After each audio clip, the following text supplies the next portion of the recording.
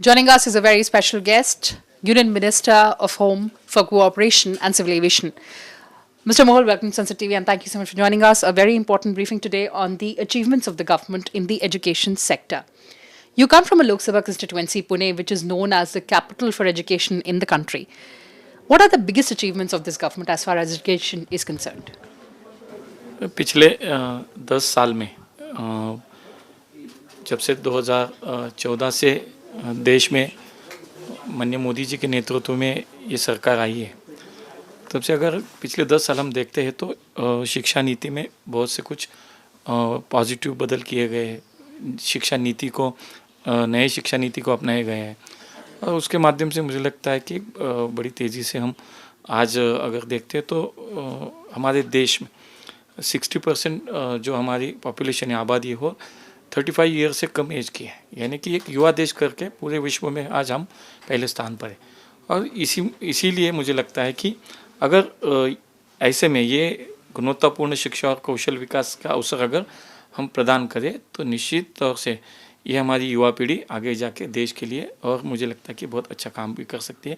और इसीलिए माननीय मोदी जी के सरकार में पिछले 10 साल में बहुत कुछ बदलाव लाए, बहुत कुछ उपलब्धियाँ यहाँ पे शिक्षा क्षेत्र के लिए मुझे लगता है कि यहाँ हमारे सामने है। जी, नेशनल एजुकेशन पॉलिसी के ऊपर भी बहुत ध्यान रहा है सरकार का और आपने भी अचीवमेंट्स बताए, वो कितना महत्वपूर्ण समझते हैं आप इंडिया के एजुकेशन सेक्टर के लिए?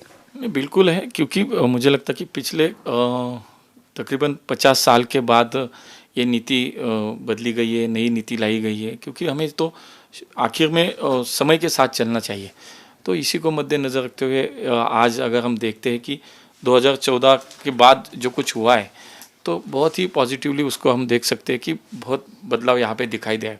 2014 के बाद अगर हम देखते हैं कि चिकित्सा विद्यालयों की संख्या 390 से बढ़कर अब 705 तक गई है, ये फिगर्स आ रहे हैं। ये भी मुझे लगता है कि यही दर्शाता है कि हमारी सोच क्या है, हमारे संकल्प क्या है।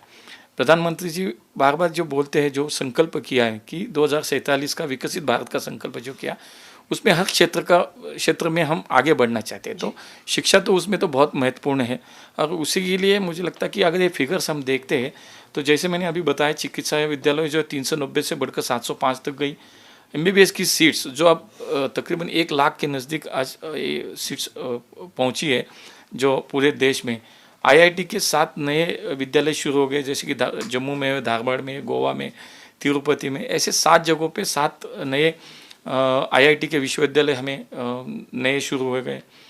स्किल इंडिया के कार्यक्रम के अंतर्गत देश में नए 5000 ITI शुरू हो गए। मुझे लगता है कि 2020 में जब माननीय प्रधानमंत्री जी ने ये शिक्षा का जो नीति लाई, 2020 को मंजूरी दी, तो इनके नेतृत्व में ये सबसे बड़ा बदलाव आज शिक्षा नीति में आया है। उसके माध्यम से आगे मुझे लगता है कि बहुत पिछले 10 साल में काम चल रहा है। अभी भी तीसरी बार भारत की हमारी जनता ने हमें मैंडेट दिया है कि इस देश का फिर एक बार काम करने का हमें मौका दिया है। तो उसके 10 साल और आगे के 5 साल, आगे के जो कुछ साल हमें काम करने को मिलेंगे, उसी तरह से काम चलेगा। मोदी जी ये कहते हैं कि पिछले 10 साल जो हमें काम करने का अवसर मिला है, ये 2047 का जो विकसित भारत का हमारा संकल्प है, उसकी नींव है। उसकी नींव करके हम उसे देखते हैं और संकल्प की ओर जो हम बढ़ रहे थे जिसे ये 10 साल हमें उसकी नींव रखने का काम उसमें किया है।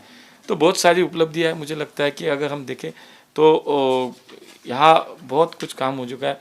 नव भारत साक्षरता कार्यक्रम भी इसी समय शुरू हो गया और उसमें यह है कि 15 वर्ष और उससे ज़्यादा उम्र के अधिक लोगों को यहाँ पे हमें साक्षर बनाना है, वो साक्षरता अभियान चलाना है।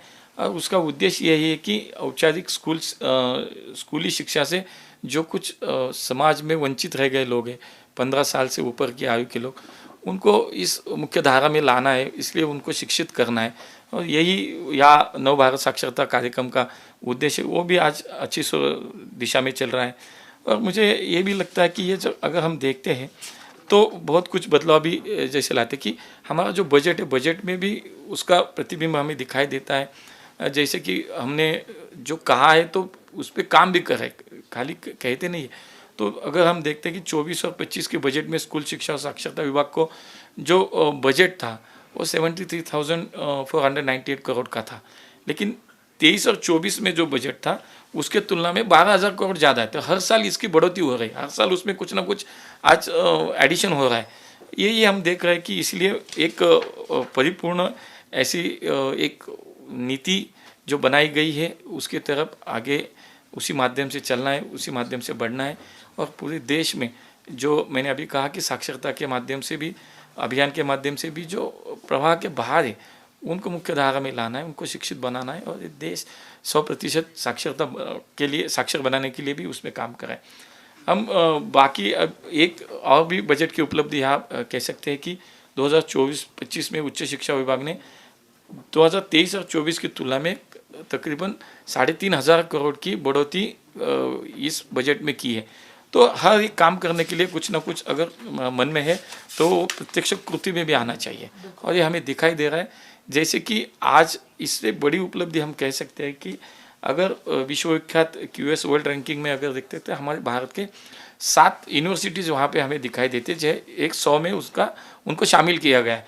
उसमें हम देखते हैं IIT दिल्ली है, IIT कानपुर है, Indian institute of science Bangalore की हमारी यूनिवर्सिटी है, IIT Mumbai, IIT Madras, university of Delhi, ऐसे बहुत से हमारी जो विश्वविद्यालय जो पूरे विश्व में 100 पहले जो रैंकिंग में आने वाले यूनिवर्सिटी है उसमें उनका वो शामिल है। तो मुझे लगता है कि ये अभी सभी स्तर पे, सभी दिशाओं में एक परिपूर्ण देश को विकसित भारत बनाने के लिए जो संकल्प चल रहा है उसके तहत शिक्षा नीति के माध्यम से बहुत अच्छा काम चल रहा है।